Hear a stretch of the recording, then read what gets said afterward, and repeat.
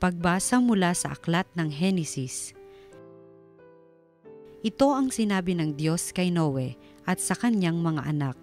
Ako'y nakikipagtipan sa inyo ngayon pati na sa inyong magiging mga anak, gayon din sa lahat ng mga bagay na may buhay sa paligid ninyo, mga ibon, maaamot maiilap na hayop na kasama ninyo sa daong. Ito ang masasabi ko sa aking pakikipagtipan sa inyo. Kailan may hindi ko nalilipulin sa pamamagitan ng baha ang lahat ng may buhay. Wala nang baha na gugunaw sa daigdig.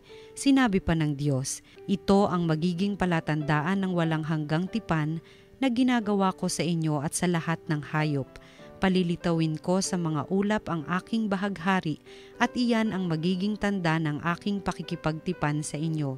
Tuwing magkakaroon ng ulap at lilitaw ang bahaghari, aalalahanin ko ang aking pangako sa inyo at sa lahat ng hayop.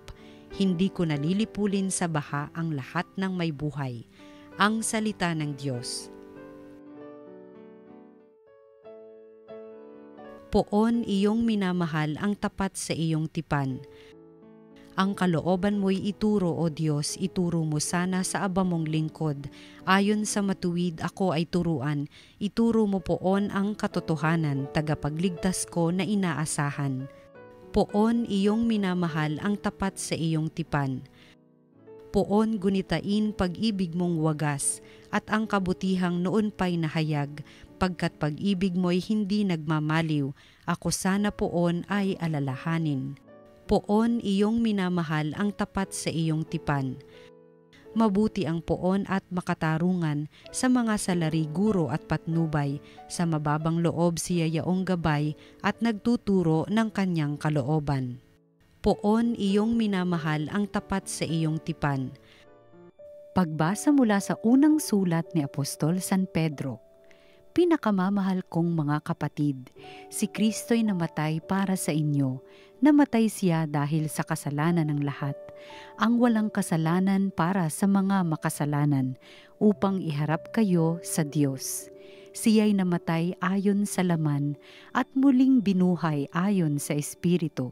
Sa kalagayang ito, pinuntahan niya at inaralan ang mga espiritong nakabilanggo.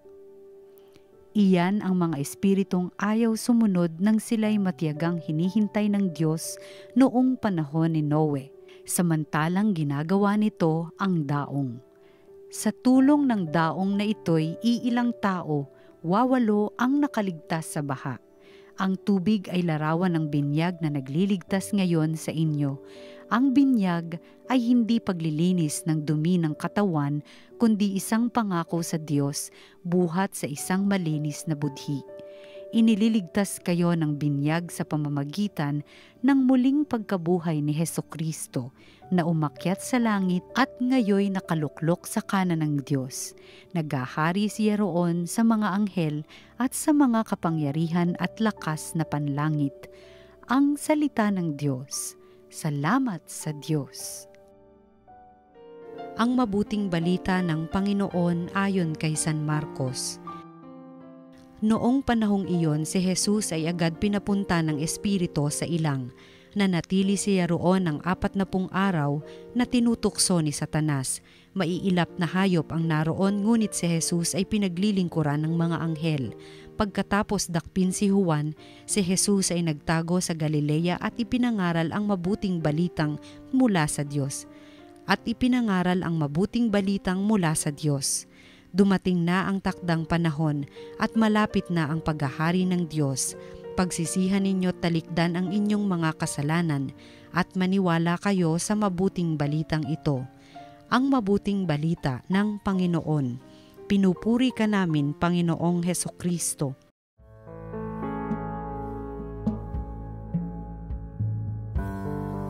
A blessed first Sunday of Lent po sa inyong lahat. At ngayon pong Sunday, napakaganda ng gospel kasi ito rin po yung pinagkunan ng isa sa mga sinasabi kapag nagpapahid na po ng abo sa noo natin during yung Ash Wednesday. Ano po yun? Yung sinabi doon ay change your ways and believe in the good news. Or sa Tagalog, magbagong buhay ka at sumampalataya sa mabuting balita.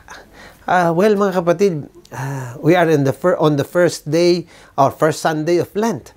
At dahil tayo ay nasa unang linggo ng Kwaresma, patuloy tayong hinihilingan na itong mga araw na ito, na ating ipinagdiriwang at inaalala ang ating pagkakaligtas dahil sa pag-ibig ng Diyos, that we always start where it really matters. Alin po yun?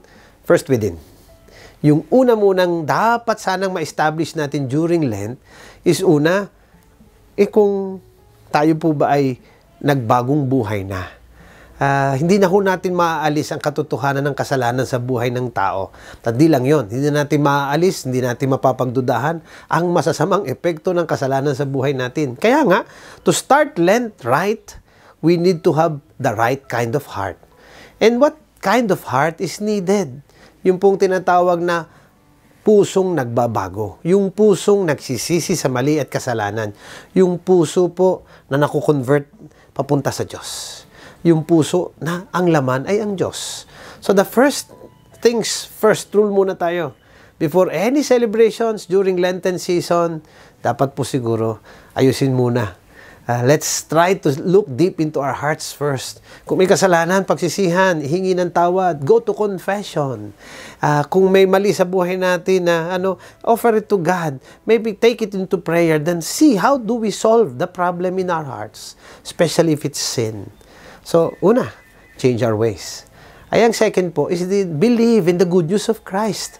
That no matter what experiences we have in life, no matter how seemingly negative ang nangyayari sa buhay natin or around us, believe that there is always that reality of the salvation brought to us by Christ. Hindi na ho mababago din yan. Na lagi si Kristo po ang ating tagapagligtas. And if we believe in the gospel, in that good news, mga kapatid, we will always live in hope. When we change our ways, we now live in hope. Not only do we live in hope, we live always responding to that missionary call from Christ. Yung tinatawag tayo in fact, there are 3 prescriptions from the church to help us during these days. At ano yun? Yung una, pray. Second, do fasting. And then third, try to do good works. Itong tatlong ito, it will help us to do what? To really show how much we believe in the gospel, in the good news. Because these 3 things are prescriptions from the good news. So sana po we go through these days and hopefully up to the Holy Week na tayo pong lahat handa na.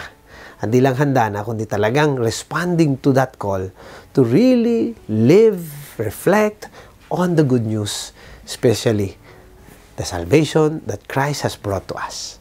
So sa inyo pong lahat, ito po si Bishop Chuni. Always be blessed and be a blessing.